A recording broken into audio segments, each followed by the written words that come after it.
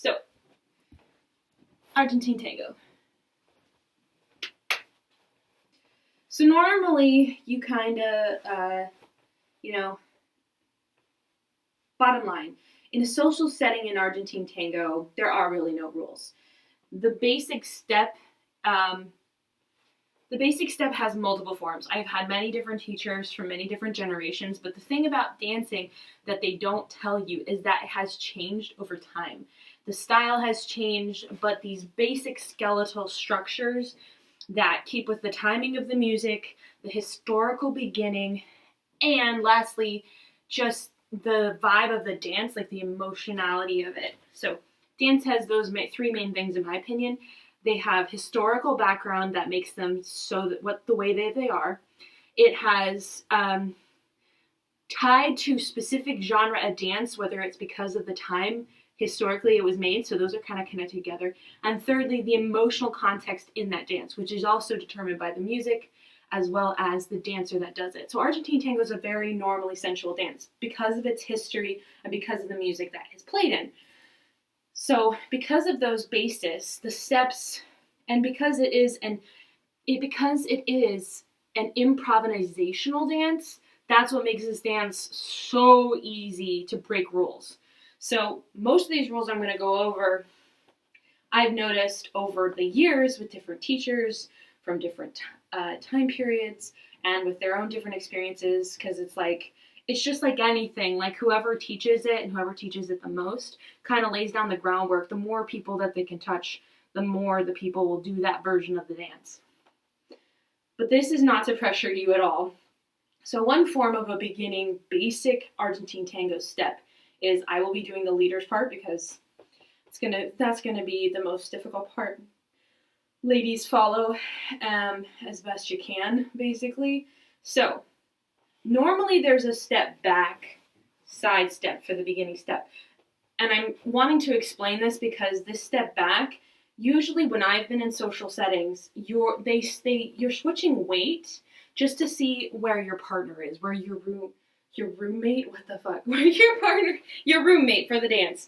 So you're trying to figure out where they are. So most of the time they may teach you back, side, forward, together switch weight because she has her foot behind her foot, so she's all twisted up. And this gives her a tiny step forward so she can uncross herself. And what I mean is uncross herself, she's like this and she steps back. Because otherwise, if you go too soon and you're not reading your partner, she'll fall on her ass. So she's just crossed back. This foot is free for the man, for the leader. And you're just going to go side, together, switch weight. Because in order to repeat what we just did, we're going to step back first and switch weight. And the reason why it's important to know when you're switching weight and to know that your partner is listening is because you don't want to trip your partner and you don't want to fuck it up. And also musically, so the other thing is that there's not really any timing in Argentine Tango, not like waltz where it's 1, 2, 3, 1, 2, 3, 1, 2, 3, or cha-cha, it's 1, 2, cha-cha-cha, 1, 2, cha-cha-cha, 1, 2, cha-cha-cha. So every other dance that has steps to it and things like that, there's no improv. So what I mean is with Argentine Tango, you could totally not do that tiny side step back. This is another way I've been taught the basic for the lead. You literally just sidestep, forward, together, switch weight, forward, side step. And as you can see my foot, when I did the forward, side step, you see my feet glide like that. You see it's like this part of the foot. This part of the foot kind of goes like this. If you take your hand, it's like, we're going like this, and then we're going to put weight. Because it's all about switching weight. So this way, and you also bring in the foot like this. Because regular tango is for the guy, it's like Tango.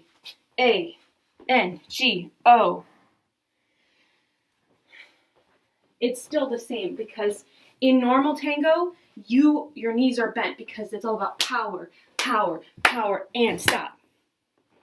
Whereas Argentine Tango, there are a lot more straighter legs. The men have more bend in their knee because of historically where it came from. But what we do have is that the lady, she's constantly reaching back. So now, as the lady for that same basic, you will step forward. And that's the other thing that makes Argentine Tango different, is because women primarily always step back on every other dance. Cha-cha, samba, rumba, waltz, tango, foxtrot. It's always 1, 2, side step. She always goes back on her right foot. But in Argentine Tango, especially with the first way I showed you, it's forward, side, back, back, and that's when he crosses you. Together, back, side, together. See? So the whole point of that is that, so when the guy, this is the lead part, he goes back, side, forward, forward. He kind of has the woman to this side. She's like here, not in front of him anymore, because that's the only way you can walk, is kind of like by someone. He puts his feet together while he kind of moves her in front of her, and that's when she has her foot back like that. And then he switched weight. He steps a tiny step forward so that she's uncrossed, and then she can step to the side because she's switched weight. Like I said, it's all about switching weight. It's all about making sure your partner is in a position so that she can take the next step. And that's what I love about tango, is because you're not tied to the music, because sometimes in the other ballroom dances, you get so caught up with, oh, I gotta be on time, because it's hard. It's hard to be on time, especially for guys or for leaders, because they're having to think of the step and the next step after that. So I'll show you another step. So here's how it works in the side, just the side step without this back step with your right foot. So you go to the left and then forward, forward, together, switch weight, forward, side, together. And then you just go back out, forward. So it's these big switching motions. And now for the lady, for that one where it's literally, she's already prepared, the guy's already felt that out to figure out what so she goes side, back, back, together, back, and side. Pretty simple and easy once you get the hang of it. So the next one I want to do is rotation. So I've learned it this way, where it's literally immediately side, forward, forward, and then instead of doing it together, because because the upper body does this, it's like you tell her, I want you to, because when you come in slow to tell her that you want her to cross her legs, so then you can finish the move.